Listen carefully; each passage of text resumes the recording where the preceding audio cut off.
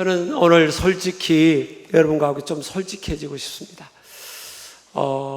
복이라는 개념을 좀 생각하려고 하는데요. 이런 복이라는 개념이 결코 믿음이 약한 사람들의 추구하는 개념이 아니에요. 우리가 믿는 하나님은 만복의 근원의 한이라고 했잖아요. 만복의 근원. 모든 복의 출발은 하나님이시라는 거예요. 그래서 인생은 힘으로도 능으로도 되지 않는 일들이 많아요. 힘으로도 능으로 되지 않지만 스가랴서 4장 6절에 보니까 여호와의 신으로 가능하다 그랬습니다. 우리의 삶에 해결되지 않는 문제, 우리 힘으로 안 되는 일들, 또 불가능한 것 같은 상황들, 가장 내가 홀대받고 불리한 것 같은 그런 상황도 역전을 이루기도 하거든요. 믿음의 사람들의 삶의 현장에 보면 그런 일들이 참 많이 있잖아요. 성경에 나오는 기록된 많은 인물 중에서 누가 하나님께 가장 특별한 사랑을 받았을까? 누가 하나님 앞에 가장 큰 복을 받았을까? 라고 한 사람을 선택한다면 물론 사람들마다 차이는 있겠죠. 그렇지만 성경의 학자들에게 선택권을 준다면 저는 다윗이, 많은 학자들이 주저없이 다윗을 선택할 것입니다. 다윗은 가난한 집안의 목동이었습니다.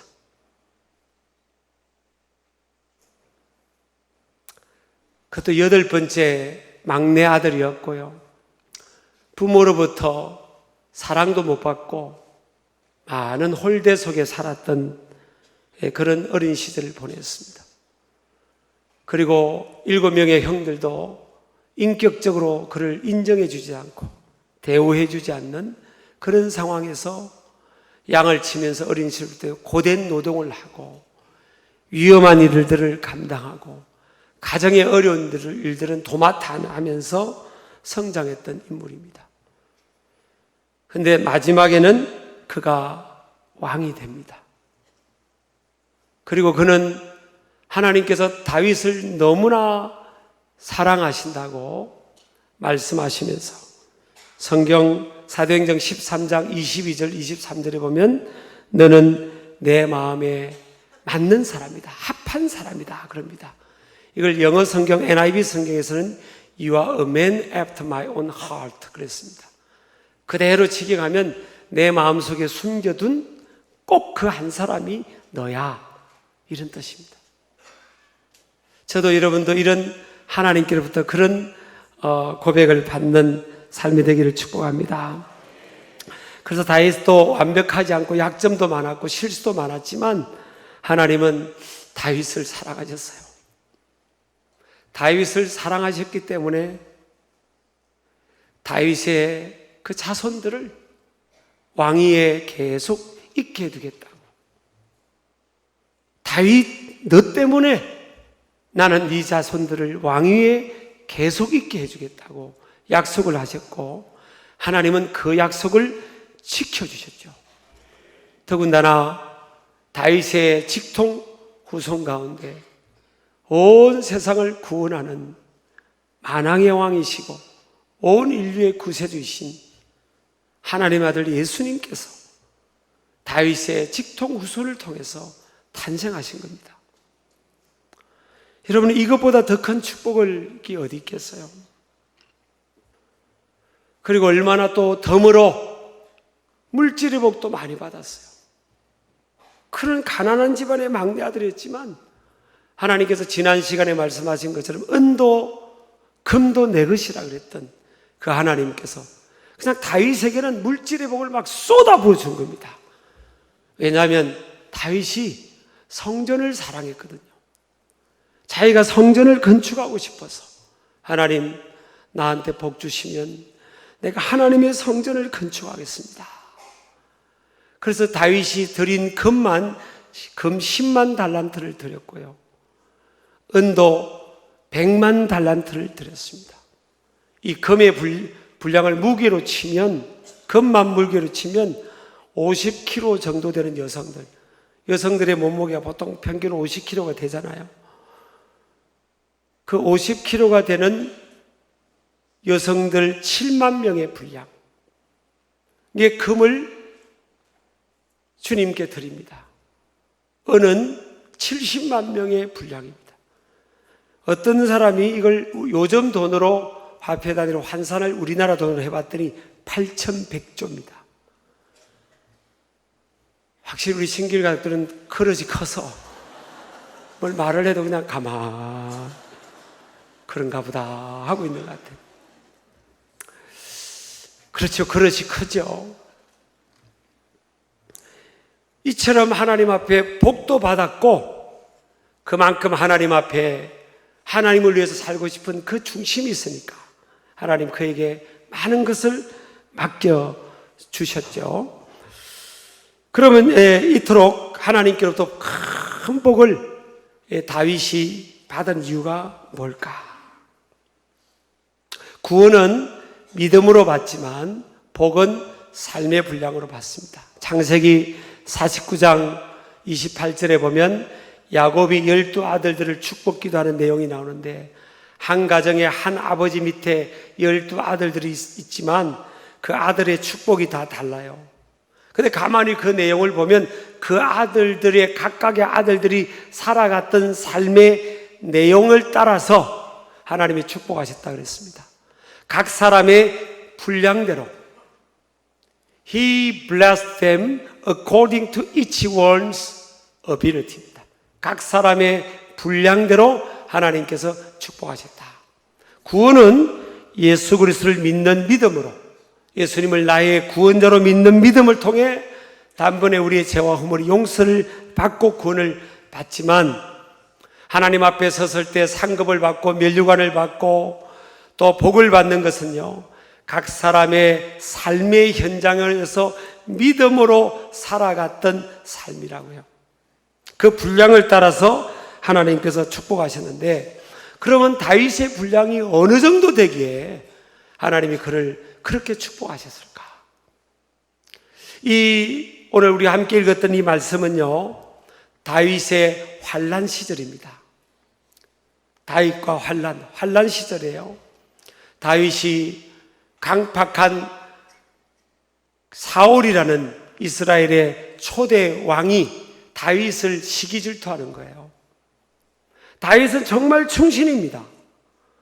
다윗은 마음으로부터 영린이나 영모의 마음을 가진 적이 없는, 목숨을 걸고 왕을 위해 충성하는 사람이었어요. 그런데 사울왕은 자꾸 다윗을 시기 질투하는 거예요. 그래서 다윗을 결국은 죽이려고 합니다. 그의 사위임에도 불구하고요, 그의 딸의 남편임에도 불구하고 죽이려고 하는 겁니다. 그 인간은 이렇게 죄성이 있어요. 하나님께서 우리에게 새 마음을 주시지 않으면 인간은 누구든지 죄성이 있는 거예요. 모든 사람이 죄를 범하였음에 하나님의 영광에 이르지 못한다. 로마서 3장 10절에는 의인은 없나니 하나도 없다 그랬어요. 인간은 죄성을 갖고 있기 때문에 시기하고 질투하고 미워하고 남을 해치려고 하고 남의 것을 빼앗으려고 하고 남이 잘 되면 그것을 이제 축하해 주지 않는 그런 마음들을 갖고 살아가는 인생들이 이 세상에는 많이 있는 거예요. 그래서 이 사울왕이 다윗을 죽이려고 하니까 도저히 궁궐에서는 살 수가 없어서 다윗이 도망을 갑니다.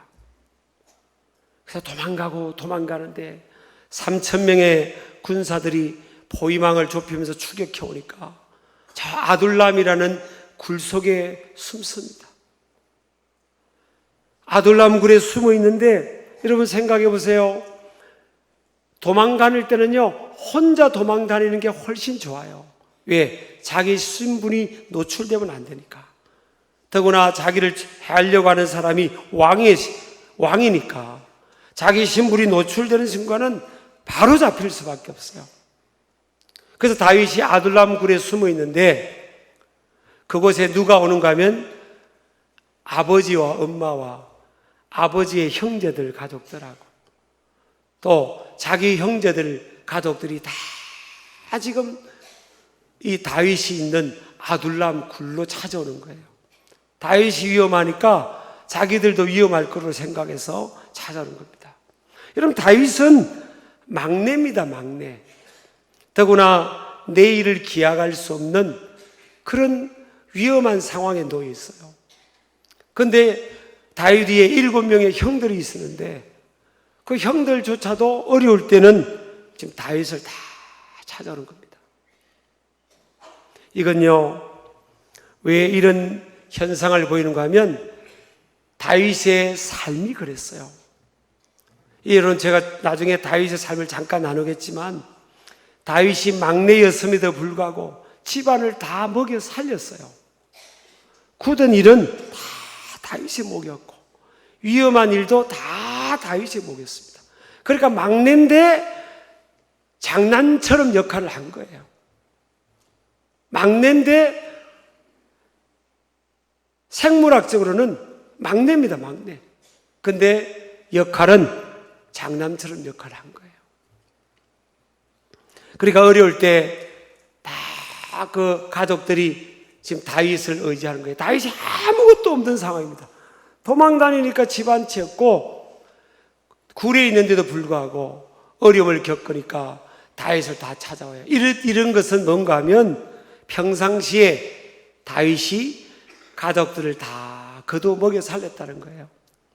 자, 그리고 지금 오늘 읽었던 말씀 사무엘상 22장 2절에 보니까 1절은 가족들이 다 다윗을 찾아오고 두 번째로 아둘람 굴로 누가 오는가 하면 환난당한 모든 자와 빚진 모든 자와 마음이 원통한 자가 다 그에게로 모였고 그는 그들의 우두머리가 되었는데 그와 함께한 자가 400명 가량이었다. 조금 띄워주세요. 자, 지금 다윗이 살아보려고 지금 도망 다니고 있는데 다윗이 지금 도망 다니고 어디에 숨어 있다는 소문이 나니까 누가 다윗 주위로 사람들이 몰려오는가 하면 환난 당한 사람들, 몸이 아픈 사람들, 환경적으로 어려운 사람들, 사업이 망한 사람들, 가정이 깨어진 사람들, 인생 살면서 환난 당한 모든 자들, 모든 자. 또 뭐예요? 빚쟁이들, 빚진 모든 자. 여러분요, 빚쟁이가 찾아오면 좋아요, 안 좋아요?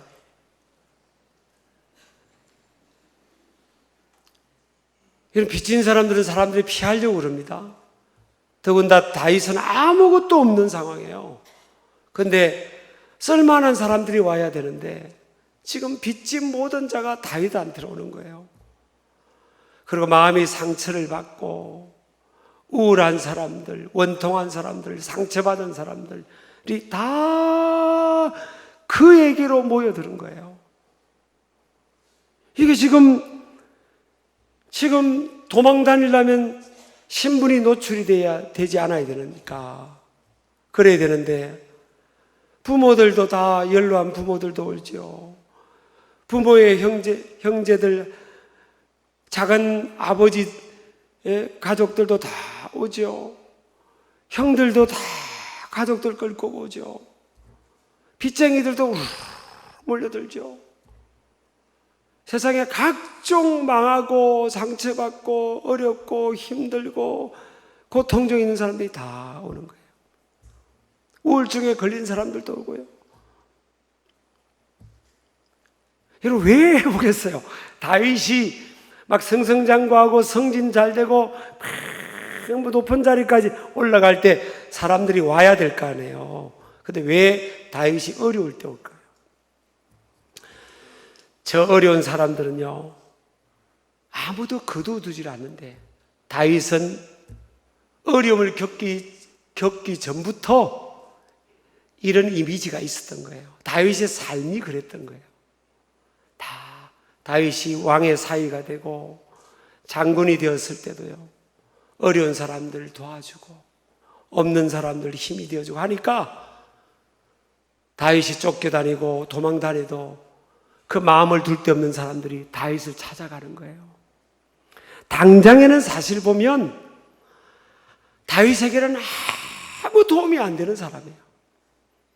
그래서 우리가 여러분 다 잘 나가는 사람들하고 줄대고 싶고 함께 있고 싶지, 어렵고 빚이 많고 고통 중에 있고 사업이 망하고 뭐 힘들고 그럴 때 그 사람과 함께하고 싶지 않은 거예요. 그래서 여러분 진짜 친구를 알려면요, 내가 어려울 때 지금 내 곁에 누가 있니까 그 사람이 진짜 친구예요, 사실은. 근데 다윗이 평상시 그렇게 살아가니까 어려워도 오갈 데 없던 그 사람들이 모이는데 몇 명이 모이는 거 하면요, 400명이 모입니다. 400명. 여러분 400명 정도를요 밥 한 끼 먹인다 생각해 보세요. 다윗이 무슨 돈이 있습니까?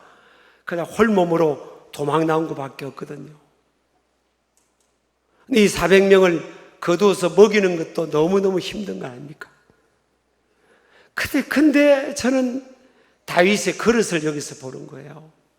믿음이라는 게 여기 머리에만 머물러 있는 게 아니에요. 가슴으로 내려오고 손발로 지금 내려온 게 이게 진짜 믿음이라고요. 그 다윗은 왜 이런 행동을 할까?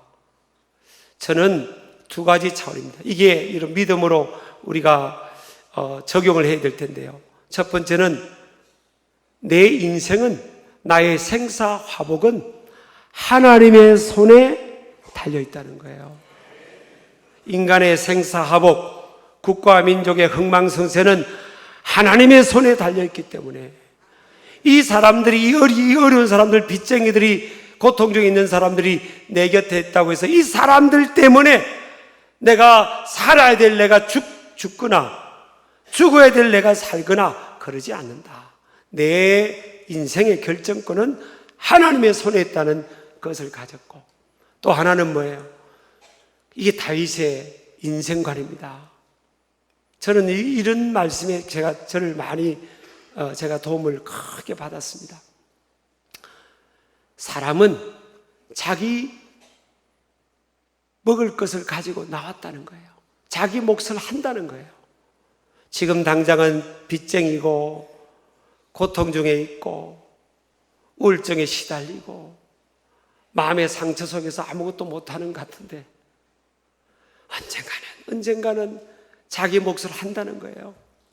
한 끼 밥 먹인데 나도 지금 나도 삼시세끼 먹을 여유도 없는데 이 400명이나 몰려들면 내가 어떻게 하란 말이야, 어떻게 해? 너희들 딴 데 가야지 왜 여기 와? 왜 나한테 오냐고 왜? 충분히 이럴 수 있어요. 근데 다윗은요, 하나님은 다 자기 먹을 것을 갖고 살아갈 수 있도록 하나님께서 허락하신다 하나님 믿음이 있는 거예요. 그러니까 다 거둬들인 겁니다. 거둬들인 거예요. 저는 이게 그릇입니다, 사실은. 이 사람을 품는 이게 그릇이라고요. 저는 우리 교회가 신길 가족들이, 하나님 백성들이 어떤 마음으로 이 세상에서 살아가야 될까? 우리 교회는 어떤 사람들을 품어야 될까? 이 세상에는 마음 두지 못하는 사람들이 너무 많아요. 저는 여러분이 저를 위해서 기도해 주신다면 하나님, 우리 목사님이 다윗처럼 오갈 데 없는 사람들, 마음 둘 곳 없는 사람들, 그런 사람들을 다 품을 수 있는 목회자가 되게 달라고 그렇게 기도해 주시면 좋겠어요. 물론 얼마나 힘들겠습니까? 밥 한 끼 먹는데 여러분요, 돈이 없는 사람이요 배가 더 고픕니다. 여러분이 안 겪어보셨죠? 호주머니 지갑에 돈이 두둑하면요 안 먹어도 배 안 고파요. 내가 마음 먹고 사 먹으면 되지 뭐, 그렇잖아요. 이게 돈이 없으면요 먹었는데 금방 돌아서면 또 배고픕니다. 그리고 이 빚쟁이들, 돈 없는 사람들이 400명이 밥을 먹는다고 생각해 보세요. 끝이 없을 겁니다, 다윗이. 근데 그 다윗이요 그걸 다 품는 거예요. 저는 제 마음에 이런 말씀을 보면서 우리 교회야 사실은 A, B, C, D, E, F로 치면요, 교회로 치면 A 트리플 플러스 아닙니까? 우리 교회는 분위기가. 근데 제 마음에는 참 어려운 교회들, 어려운 목사님들이 마음에 있어요. 제가요. 근데 끝이 없더라고요. 사실은 그분들을 섬기려고 하는데 끝이 없어요. 또 제 마음에는 5대양 6대륙이 있습니다. 사실은 왜 예수님이 말씀이 땅끝까지 모든 민족에 가서 복음 가서 전해라고 했으니까 이것도 끝이 없는 거예요.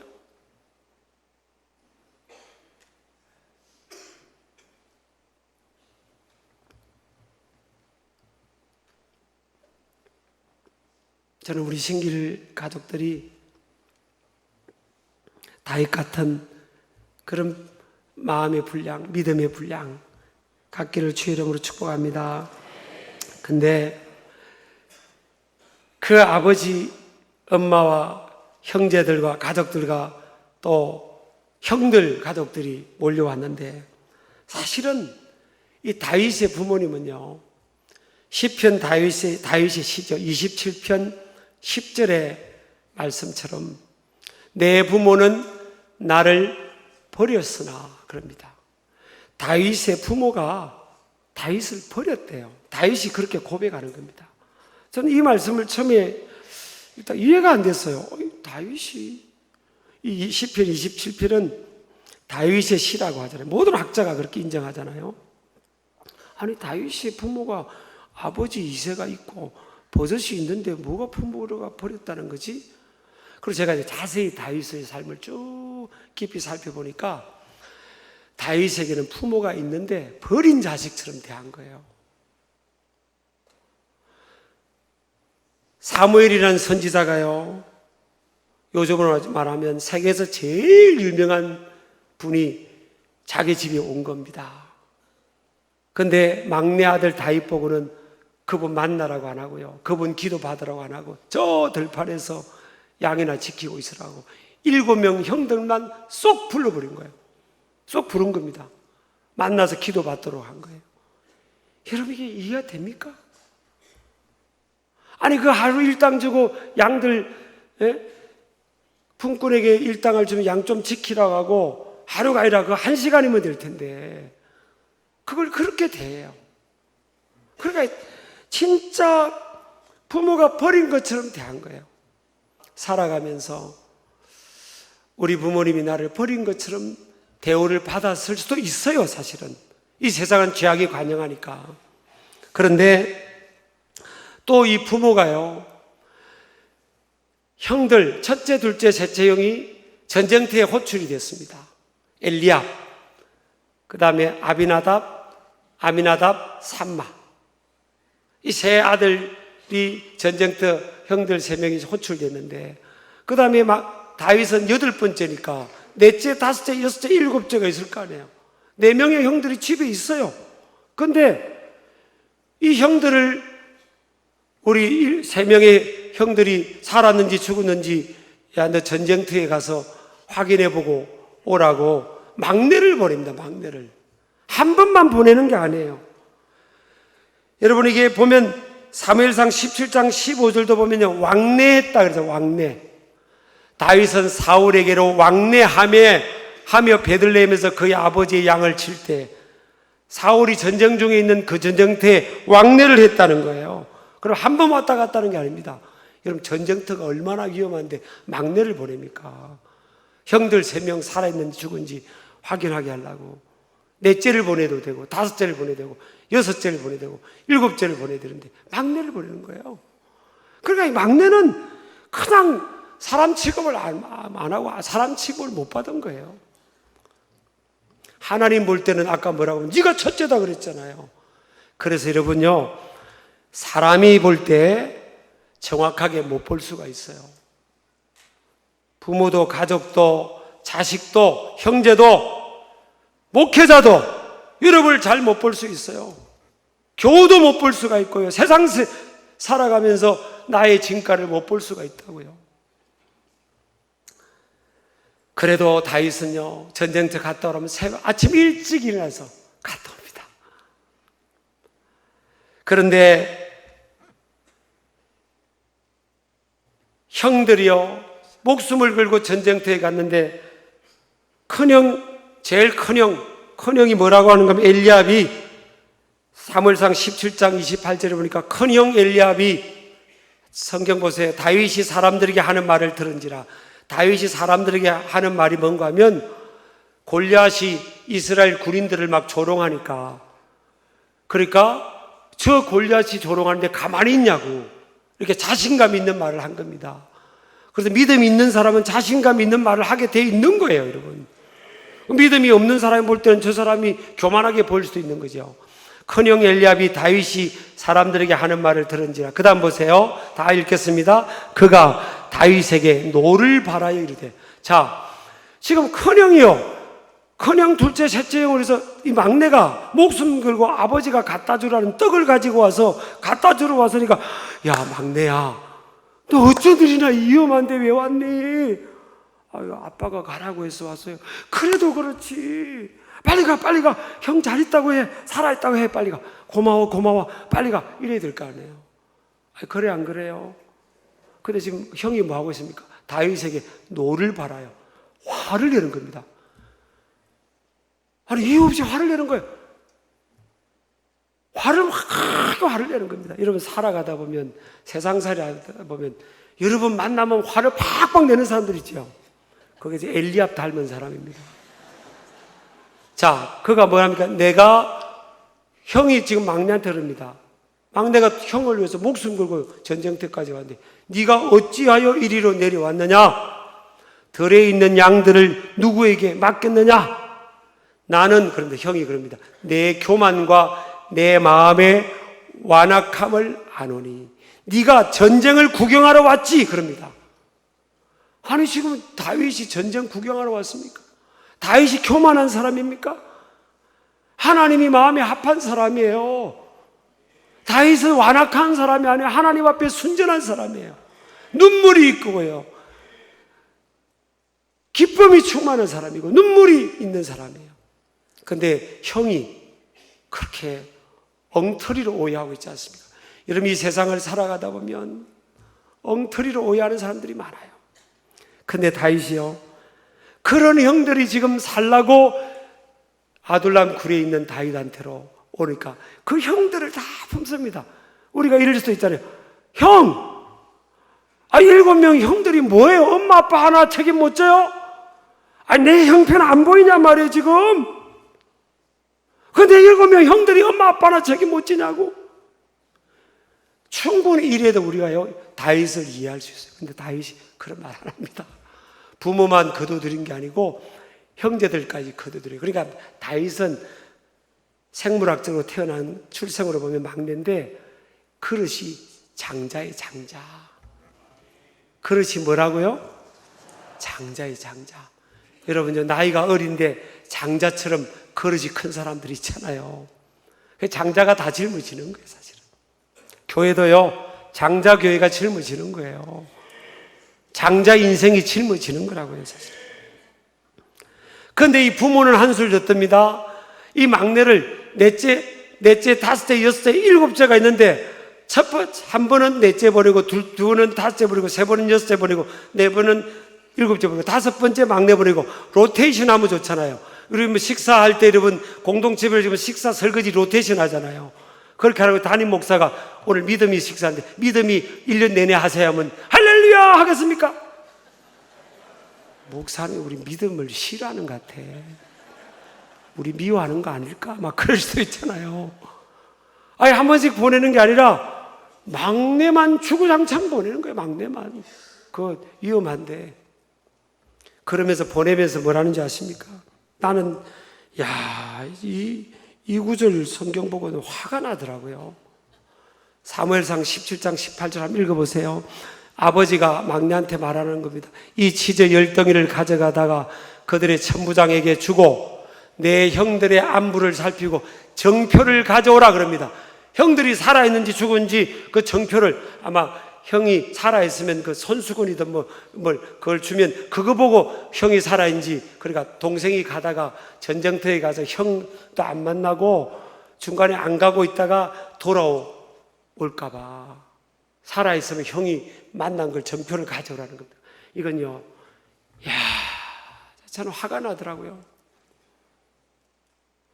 아니, 아버지가, 부모가 이게 아들을, 막내를 안 믿는 거예요.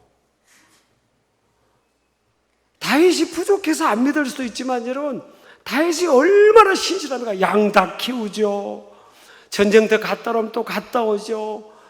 근데도 이 아버지가 못 믿는 거예요. 그러니까 내 부모가 나를 버린 것처럼 보이는 겁니다.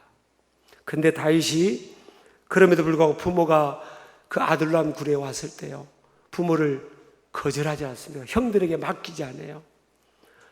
모압 왕에게 찾아갑니다. 국경을 넘어서 바짝 엎드립니다.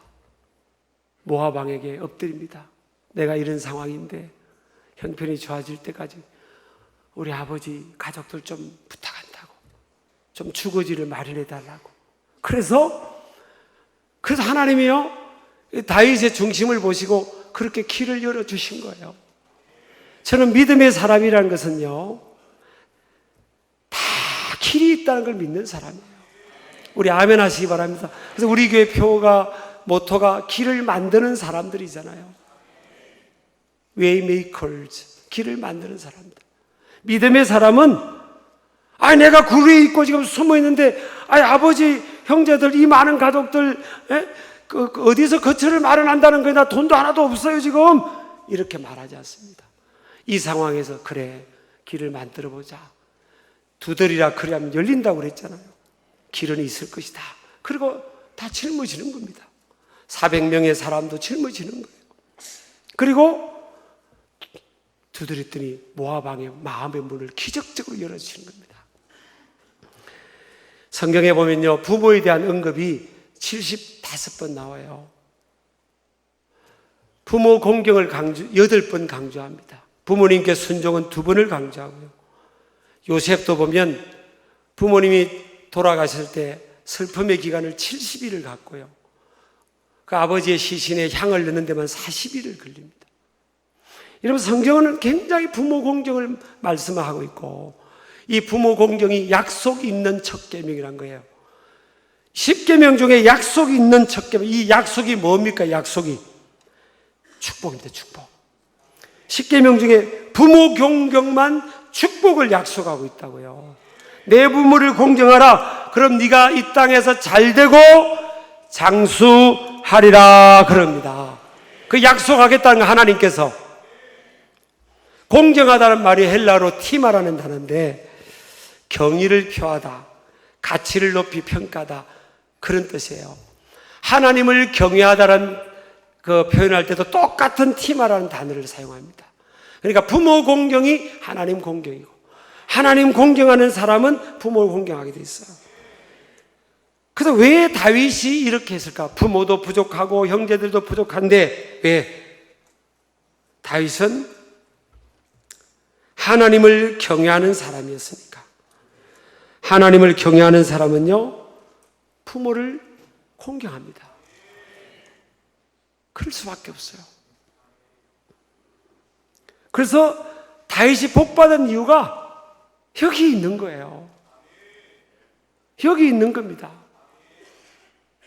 부모 공경을 통해서 약속 있는 첫 계명이라고 하니까 하나님께서 다윗에게 복을 막 쏟아 부어주신 거예요. 쏟아 부어주신 거예요. 저는 우리 신길 가족들이 이 약속 있는 첫 계명, 이 첫이라는 헬라는 프로토스인데 어떤이래요? 어떤 계명? 어떤 계명이래요? 여러분 한번 실천에 옮겨보세요. 부모 공경이 약속 있는 첫 계명이라고요. 제가 목회하면서 지금 35년 차로 목회를 하고 있는데 많은 인생들을 봤지 않겠어요? 부모 공경하는 사람들은 잘 되더라고요. 갈수록 아멘이 들어가네요. 제가 그렇지 않습니까? 다윗도 얼마나 어려웠겠냐고요. 근데 부모 문제에 있어서는요, 부모 문제 길을 열기 위해서는 자존심이고 뭐가 없는 거예요. 이스라엘의 장군의 신분이 다른 나라의 왕에게 급술거리고 그것도 그냥 부모 때문에 한 겁니다. 근데 하나님이 그걸 보신 거예요, 그거를. 우리 신길 가족들도 오늘 어버이 주이기도 하지만 우리는 어쩌면 부모이기도 하면서 자녀이기도 하고 자녀이기도 하면서 부모이기도 하고 지금은 자녀의 신분이지만 나중에 부모의 신분도 될 것이고 부모에 대해서 생각하면 또 부모님이 우리 곁을 떠난 분도 계실 테고 그러나 돌아보면요 우리 주위에 부모님들이 또 계속 계세요. 신앙의 부모님들도 계시고 그들을 하나님 공경하는 심정으로 잘 섬기고 이렇게 모시기를 제 이름으로 축복합니다.